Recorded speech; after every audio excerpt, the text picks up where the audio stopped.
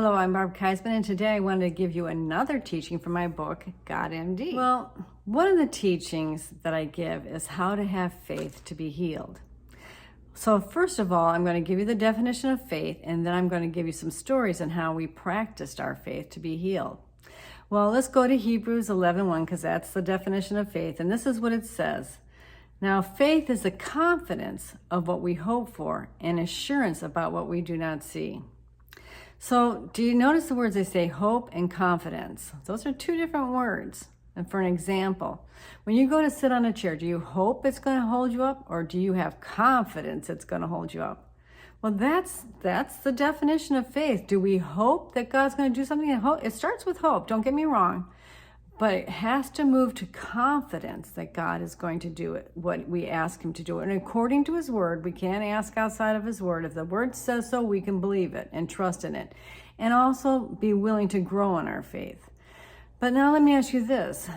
So many times Christians say, God can do anything. Yes, God can. But real faith believes that God can not only do things, but that he wants to and that he will do it for them. That's real faith. And so that only comes a lot of times through experience, but sometimes you got to start with the first experience and build on that. Experience faith is the best faith. After I sat on that chair 1,000 times, guess what? I don't have to have any confidence. I don't have to have any hope. I just know it's going to hold me. And the same thing with God. Once we put that word to the test, so that it's got to be according to the word, and God proves himself true, we were not going to doubt it. God's going to do it because he's done it 100,000 times before already. Now, here's a couple of stories on how I learned this. I've got many stories, but I just want to give you two today. Well, the first one was I had food poisoning. I was sick. I could not get out of bed, and I had a ton of work to do that day that couldn't be delayed. It had to be. There was a show coming up, and it was tomorrow, and I had to get set up for it, and I couldn't get out of bed.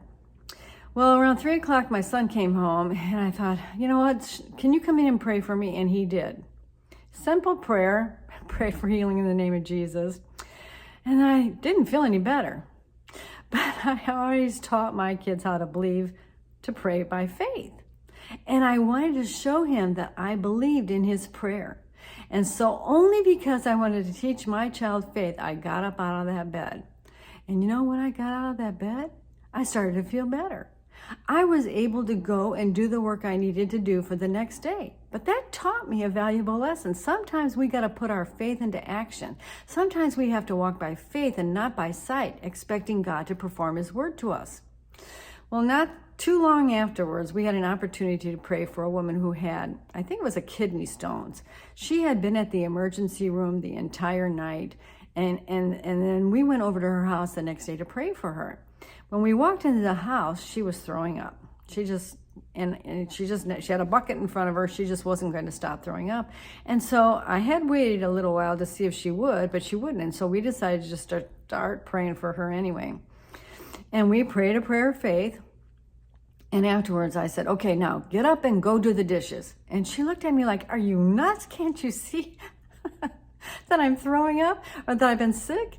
And I go, listen, if you sit here, you won't get better. But if you get up and go, you will be healed. And so by faith, she got up and she started walking around the house. She didn't do the dishes, but you know what? She never threw up again. She had to learn the same lesson that I learned, that sometimes we just have to act like we believe. Sometimes we have to get up by faith and watch God perform his word. That's walking by faith, not by sight.